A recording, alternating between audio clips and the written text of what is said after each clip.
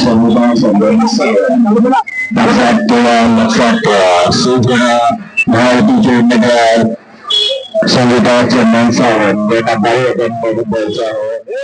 स्वागत आहे. तसं बघायला गेलं तर चंदन सावंत 163 चे शाखा प्रमुख आहेत आणि माझे घरातले संबंध आहेत आणि आपल्या वहिनी साहेब संगीता चंदन सावंत या 163 मधून उमेदवारीसाठी निवडणुकीच्या रिंगणात उभे आहेत. तर आपण प्रथम उमेदवाराला विचारूया, कारण त्यांची पहिली निवडणूक आहे. वहिनी साहेब, या निवडणुकीमध्ये जर 163 मधून आपल्याला मतदार राजाने, मायबाप मतदार राजाने जर नगरसेविका म्हणून निवडून दिलं तर आपण 3च कामं सांगा या 163 विभागातले की आपण प्रथम त्या सोडू शकता.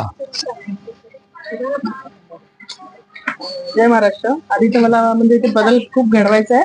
तसंच पहिलं तर आता म्हणजे वाटप तर काय साडी वाटप हे ते सगळं मला ते करायचं नाही आणि कुकर वाटप, मिक्सर वाटप हे असं सगळं काहीच करायचं नाही. मला मुलांसाठी 10वी 12वीचे आता क्लासेस आहेत. मुलं म्हणजे परिस्थिती घरची कशी आहे कशी नाही, फीस भरू शकतात नाही भरू शकत, मग त्या मुलांसाठी मला क्लासेस करायचे आहेत.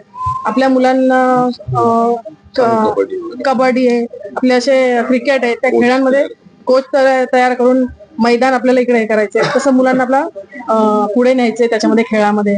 असे बरेच काम आहेत. आता आपण चंदन सावंत हे माझे एकदम घरातले आहेत आणि 163 चे शाखा प्रमुख आहेत. त्यांचा म्हणजे बघायला गेलं तर राजकीय क्षेत्रामध्ये काहीच संबंध नाही. पण चंदन, तुम्हाला असं का वाटलं की आपण एक पक्षाचा जबाबदारी शाखा प्रमुख बनावं, नंतर या जनतेची सेवा करावी 163 ची, असं तुम्हाला का वाटलं? कारण मी बघितलं आपले एकदम जुनी मैत्री आहे, घरातले संबंध आहे, कधी तुमचा राजकीयाशी काही संबंध नव्हता. मग तुम्हाला असं का वाटलं की आपण एका पक्षामध्ये येऊन या जनतेची सेवा करण्यासाठी? जय महाराष्ट्र. मी मागील 47 वर्षापासून इथे राहत आहे. मी या विभागाच्या समस्या नेहमीच जाणून घेतलेल्या आहेत आणि किती लोकांना त्रास होत आहे त्याचा ते देखील मी बघितलेलं आहे. इथे फक्त हे वाटप आणि ह्याच्यावर सगळ्यांचे मतं मिळवले जातात, बाकी अजून दुसरं काही विकास होत नाही. आता आपल्याला इथे विकास करायचा तर पहिला आपल्या मुलांचा विकास करणं गरजेचं आहे. विकास करत आपल्याला 10वी व 12वीच्या मुलांना आपण मोफत क्लासेस अवलंब करून देणार आहोत. त्याचप्रमाणे आपण कबड्डी व खो खो यांच्या मॅट प्रॅक्टिस व मॅटचे कोच आपण आणून त्यांना मुलांसाठी तयार करणार आहोत, जेणेकरून आपले मुलं राष्ट्रीय व आंतरराष्ट्रीय खेळासाठी प्रवृत्त होऊ शकतात. त्यानंतर आपण एक व्हॉट्सअप कॉलद्वारे पब्लिकला कंप्लेंट्स रजिस्टर करणार आहेत की ज्याच्याने व्हॉट्सअपवर तुमचे रजिस्टर्ड कंप्लेंट होतील. त्या कंप्लेंट 12 तासाच्या आतमध्ये तुम्हाला निवारण केलं जाईल.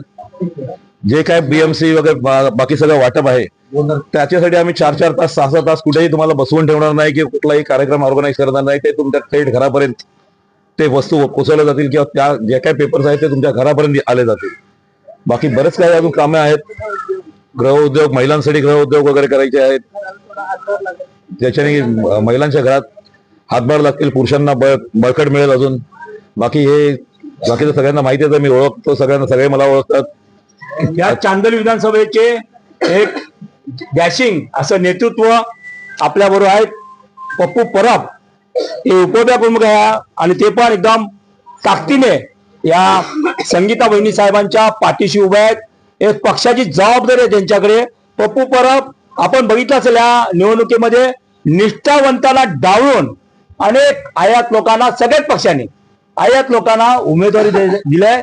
मग निष्ठावंतांनी अखेर पर्यंत भगवा ध्वज, परमपवित्र भगवा ध्वज आणि फक्त उमेदवारांच्या किंवा पदाधिकाऱ्यांच्या पाठीच पळायचं का, हा संदेश तुम्ही आमच्या चॅनलच्या माध्यमातून तेवढे संगीता वहिनींच्या मागे खंबीर उभे राहणार आणि येणारा महापालिकेवर भगवा ध्वज म्हणजे जो शिवसेनेचा महापौर जो बसवायचा आहे तो बसवल्याशिवाय राहणार नाही. आणि 163 ची ही सीट ही सर्व शिवसैनिक निवडून आणली.